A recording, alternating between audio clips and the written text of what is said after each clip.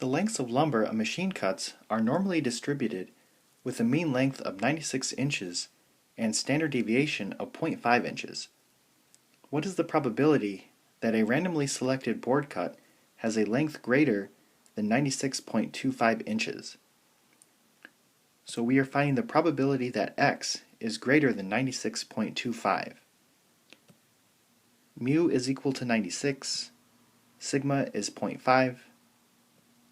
The picture will look like this, so we want to type normal CDF 96.25, infinity 96, and 0.5.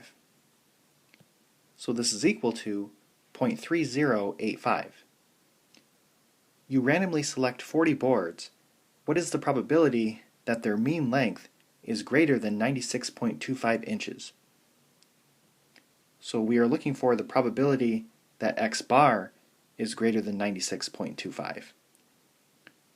So we need to know mu x bar, which is equal to mu, which is 96, and we need to know sigma x bar, which is sigma over the square root of n, so that's 0.5 divided by the square root of 40, which is 0.0790569415.